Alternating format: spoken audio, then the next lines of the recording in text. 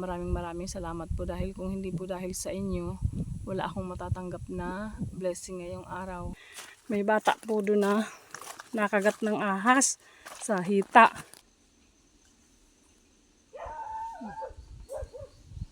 May aso.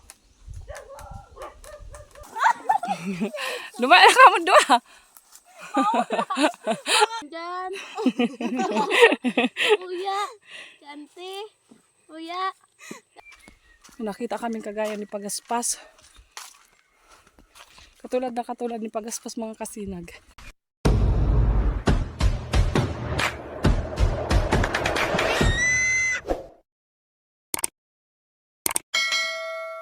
Mga kasinag, magandang umaga po.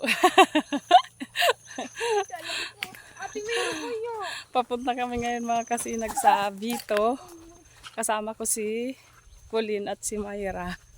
Kasi may gagawin kami sa Vito. Si Mayra ihahatid yung mga libro niya. Kasi malapit na sila magbakasyon mga kasinag. Makakapagpahinga na tayo kahit isang buwan. Isa ba? Dalawa? Sa baon. Kaya pupunta muna tayo mga kasinag kasi ako may mga asikasuhin din po ako doon. Dito pala mga kasinag ang kasama ko. Si Colleen. Saka si Mayra. Napakaswerte po namin ngayon mga kasinag kasi eksakto pagdating namin sa punta, may bangka na pupunta sa Vito. Kaya nakalibre kami mga kasinag sa paglalakad. Na thank you sa may-ari ng bangka na nagpasakay sa amin. Pumayag sila na makisakay kami kasi wala namang karga na mabigat sila. Kami lang talaga kasi kukuha daw sila ng pagkain ng baboy sa Vito. May mangilan-ngilan na nga po pala mga kasinag na mga mangingisda ngayon dito sa amin, dito sa may malapit lang sa gilid. Kasi kapag ganitong panahon po, nakukuha ang mga isdang tulad ng espada at tamban dito sa amin. Kaya marami na rin ang mga nanguhuli. Dito mga kasinag sa parting ito, batuhan po ito. Kaya may 100 lang talaga dyan yung mga bangka. Kaya kapag hindi marunong yung piloto, pwedeng madaanan yung mga bato dito. Kaya ingat-ingat ang mga dumadaan dito, lalo na pag hindi kabisado yung daanan talaga ng bangka. Tulad yan, yung nasa unahan natin mga kasinag, bato yan, dalawang magkatapat, kaya hindi pwedeng magsalubong yung dalawang bangka dyan. Dapat isa-isa lang. Pwede naman dun sa may kabila, dun makakadaan din dun ang isang bangka. Ayan, may nag-overtake nga sa atin mga kasinag. Hindi lang pala mga kasinag, sa sentro may nag-overtake, pati sa dagat may nag-overtake din po. Ang bilis ng kanyang bangka mga kasinag. Nagmamadali po siguro yan. Andito na tayo mga kasinag sa Sula Beach. Malapit na sa Vito. Marami ang naliligo dyan mga kasinag tuwing summer kasi mababaw ang parte na ito ng tubig dito sa kanila. Inayos na rin nila yung mga kubo na nasira nung bagyo. Kaya maganda na ulit.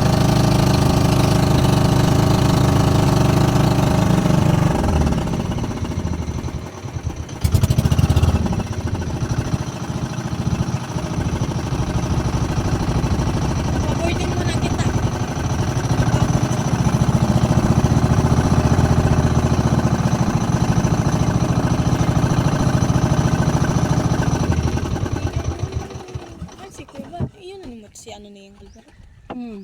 Moral. Ang pagkarira yan. Ay, kala ko parang sa bago, kala ko parang. Hindi naman dig ng tubig, nakalibis na kong dagat. Sige na. Ladup-ladup. Salamat, nakalibreng lakaw.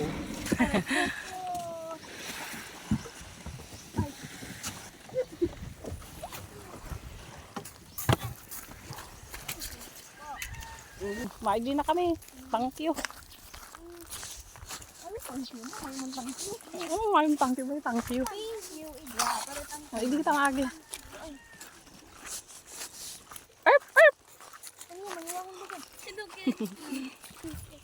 Andito na po tayo mga kasinag sa Vito. Thank you Lord. Nakalibre kami mga kasinag sa paglalakad. Thank you rin sa may-ari ng motor. Sa baybay lang kita nag-agit. Ang beauty ta, pang baybay lang. Sorry mo. Nga daw takot ang ido.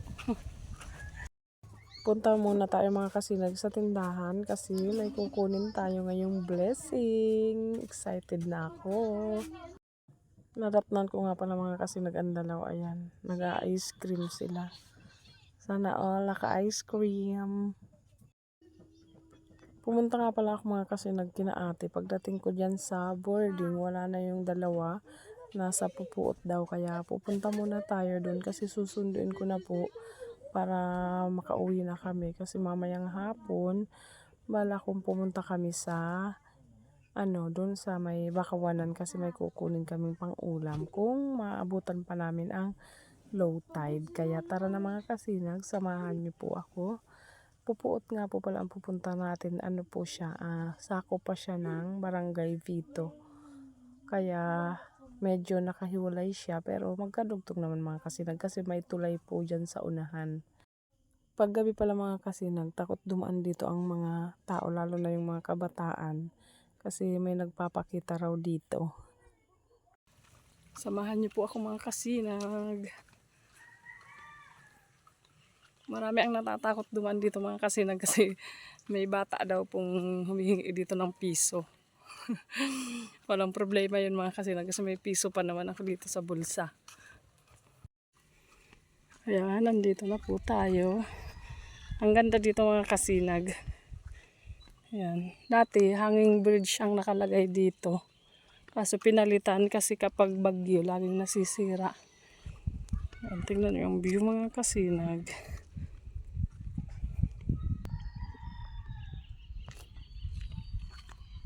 Kitang-kita dito mga kasinag ang San Miguel. Diyan tayo dumaan kanina.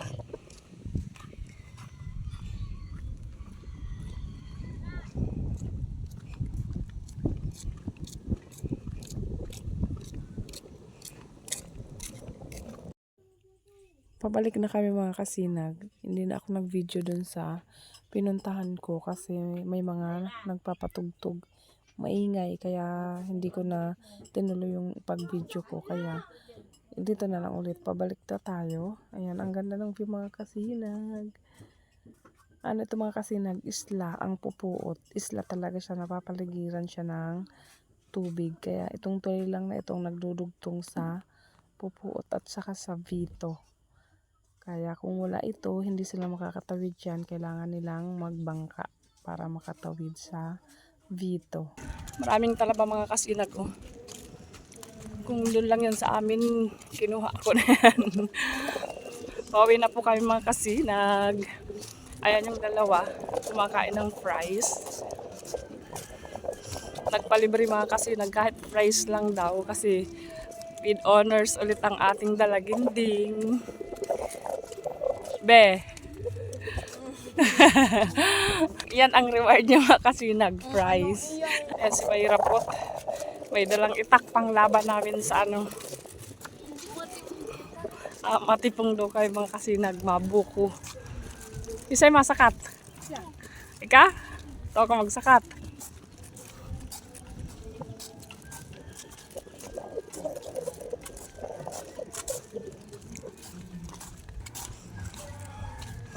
Ito mga kasinag ang barangay site ng Vito. Ayan.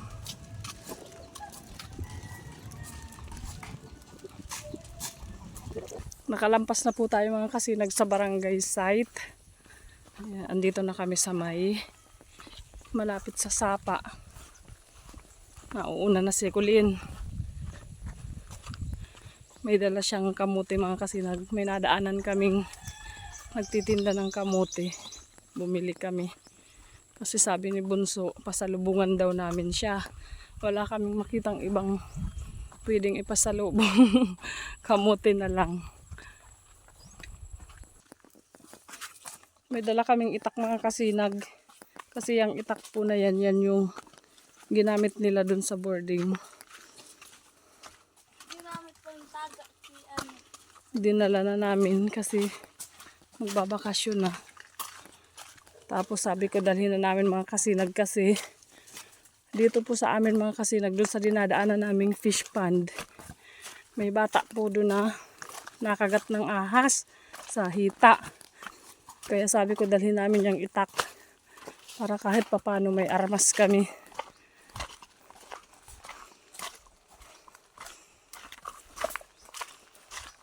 Kaya minsan mga kasinag kapag naglalakad ang mga bata pa uwi, lalo na silang dalawa lang lagi magkasama, si Mayra sa si Colin. Lagi kong sinasabi sa kanila na kapag naglalakad, laging titingnan yung dinadaanan. Kasi nga tulad nung bata na yun, naapakan daw mga kasinag ang ahas. Tapos nung naapakan yung ahas, pumasok sa may short ng bata yung ulo. Kasi bata pa, ano pa lang grade 2 ata yung grade 1. Nakatira kasi sila mga kasinag sa may fish pond. Sa 30 pala mga kasinag, ano na po, recognition ng high school at graduation na rin. Tapos ano, kaso nagkasabay yung Vito at Bubuan. Kaya nalilito ako kung ano ang gagawin ko. Kasi ako lang mag-isa, wala si Imboy. Graduation ni Janjan. Tapos si Kuli naman recognition niya. Buti sana kung magkaiba yung oras. Pwede akong makahabol. Kasi si Janjan hapon pa naman. Si Kulin umaga. Kaso lang naisip ko si Chloe pala. Umaga din si Chloe. Kaya magkasabay si Kulin at si Chloe ng oras. Kaya hindi talaga ako makakapunta sa dito. Kaya pinaliwanagan ko na lang mga kasinag si Kulin na si lola niya na lang ang mag-attend. Napakabilis lumakad ni Kulin mga kasinag.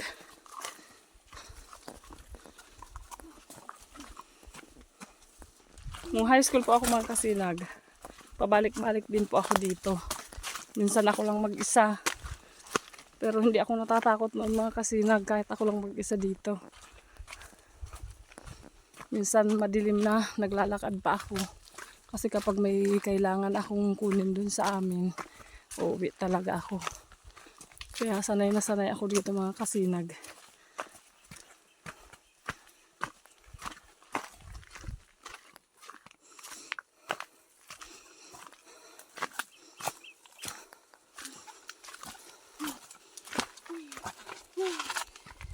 Ano, kaya pa?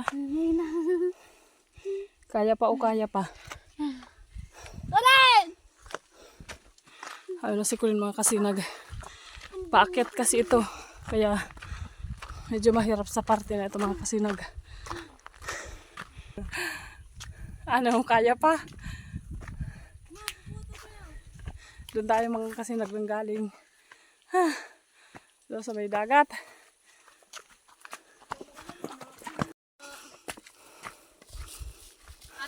Tinatanaw namin mga kasinag yung pinanggalingan namin kasi may namimiss daw si Kulin. Alam, ma!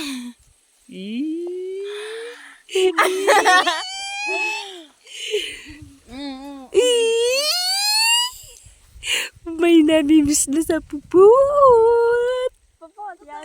Iyo. Ay, pa yun sa alim. Oh! Namimiss ka na ni Kulin. Woo! Woo! Woo! Tangaw na. Ako ko na ito, pag-abot. Tangaw pa sa tangaw ni mama. Oh! Namimiss ka na ni Kulin. Napalas. Kilig na kilig mga kasinag oh. Sa sobrang kilig niya, hindi niya na napigilan ang sarili niya. Pamangkin ko pala yan mga kasinag. Pero sa amin niya nakatira. Ayaw niya sa mama niya. Lumayan ka mo doon.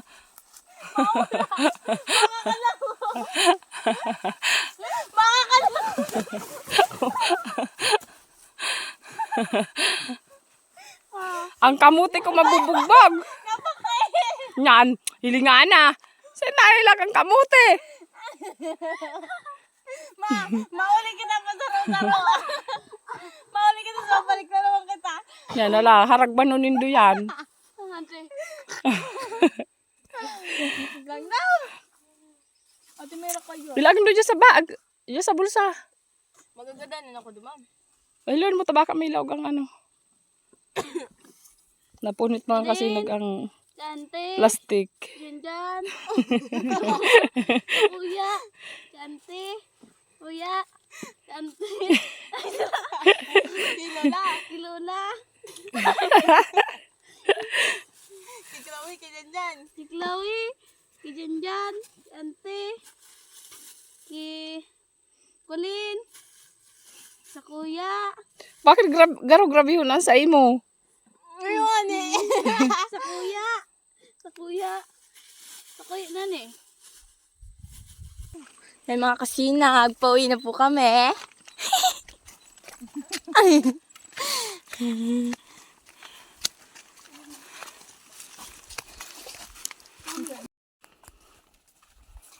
Medyo naabala kayo mga kasinag.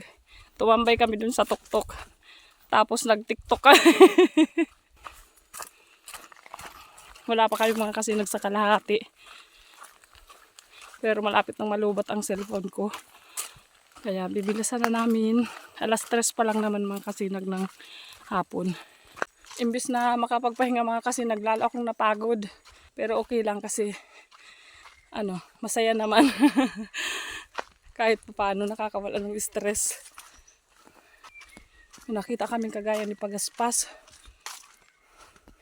Katulad ni Pagaspas mga kasinag. Hindi ko alam kung nakatali yun kasi nasa bakuran ng bahay. Pipicturean ko nga sana kaso hindi ko na lang pinicturean, baka mapagalitan ako. Pero katulad talaga siya mga kasinag ni Pagaspas. Yung parang may mga batik-batik ang balahibo. Ganon na ganon. Kala nga nung dalawang bata si Pagaspas, sabi ko hindi yun si Pagaspas kasi kinuha na nga, di ba po si Pagaspas. Nasa Albay na si Pagaspas. Saka pag ganun mga kasinag, mahirap na. Baka na. Pero hindi ko alam mga kasinag kung nakatali yun. Kasi nasa bakuran siya, tapos may damo naman dun sa bakuran nila. Hindi ko alam kung yun, kung alaga o kung dumapo lang dun. Ang ganda ng kulay, parang si Pagaspas lang din. Hoy, ala to nindo ko! Ang bilis lumakad ng dalawa mga kasinag. Iba talaga pag nagkakaedad na. Parang kakailanganin ko na mga kasinag ng tungkod. Ha?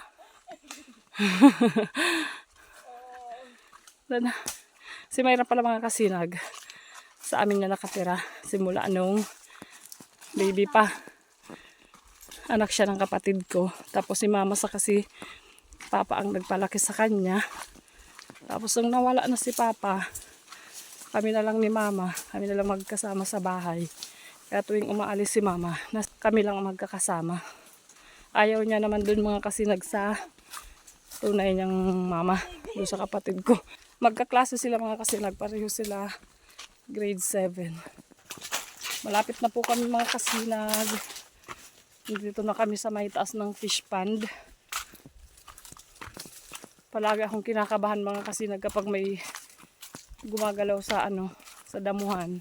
Dito sa dinadaanan namin. Pakiramdam ko laging may ahas.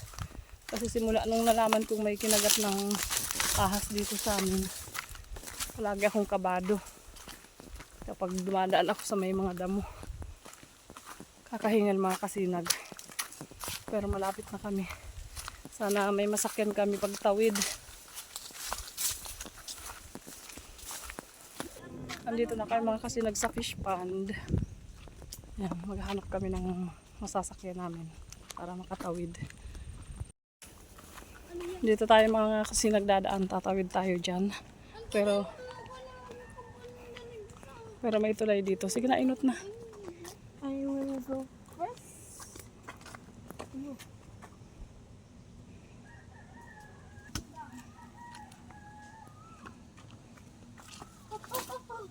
Parang bulok na mga kasinag ang kahoy ah. Baka mahulog tayo nito mga kasinag sa baba. Mas mahirap pag sa taas tayo mga kasinag nahulog.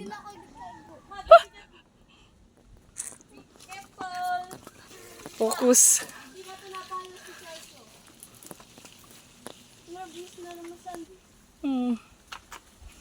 Oh my goodness.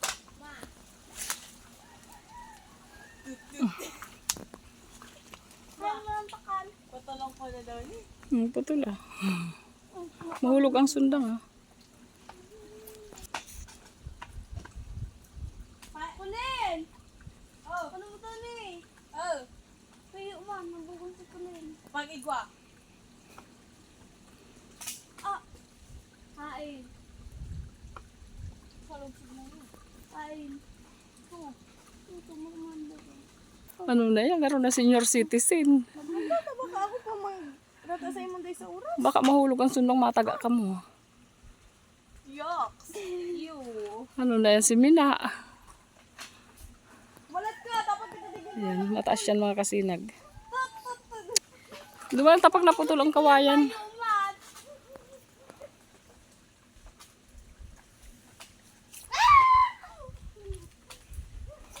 Si James na umahulog.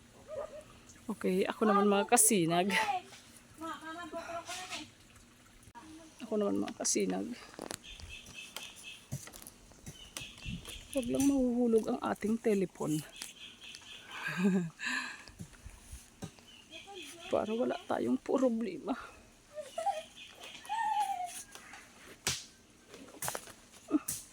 Uray ko. Do you want that, Mama? No. No. Ang hirap talaga mga kasinag maging mahirap.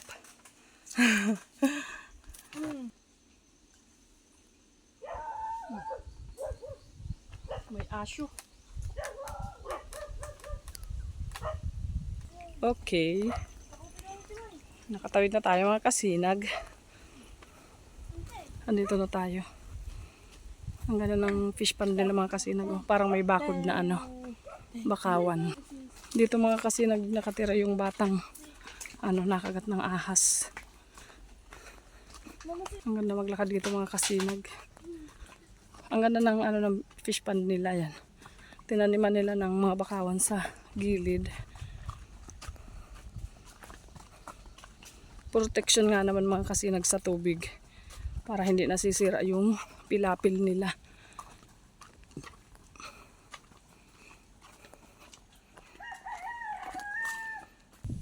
Andito na po kami mga kasinag sa may sa may kambingan. Kambingan ang tawag sa lugar na ito mga kasinag. Di ko alam kung bakit pero wala namang kambing. Naghihintay kami mga kasinag ng pwede naming masakyan kaso walang sasakyan dyan patawid doon sa kabila. Kaya maghihintay kami kasi hibas pa ang dagat. Kaya maghihintay kaming lumaki yung tubig kasi doon sa kabila, doon sa dinaanan namin may doon, may bangka. Mamaya pwede kaming makasakay, pwede kaming magpatawid dyan sa kabila. Kaso lang low tide pa. Kaya dito muna kayo mga kasinag. Maghintay tayo. Isa rin po pala mga kasinag sa dahilan kung bakit po ako pumunta sa dito kasi kinuha ko yung sahod natin sa YouTube. Thank you Lord kasi kahit paano po, kahit hindi gaano kalakihan, meron tayong blessing ngayong araw. Kaya thank you Lord at thank you rin sa inyo mga kasinag dahil patuloy nyo pa rin pong sinusubaybayan ang aming mga video. Kaya maraming salamat po dahil kung hindi po dahil sa inyo, wala akong matatanggap na blessing ngayong araw para sa mga anak ko. Kasi lalo na mag-graduation yung isa kong anak. Kahit papaano meron po kaming magagastos at kahit paano may pambili na po ng bigas. Kaya thank you Lord at thank you po sa inyong lahat mga kasinag. Paano po mga kasinag, malulubat na po ang cellphone ko. Kaya hanggang dito na lang po muna ang ating video ngayong araw. Update ko na lang po ulit kayo sa susunod. Maraming salamat po sa inyong lahat. God bless po. Bye!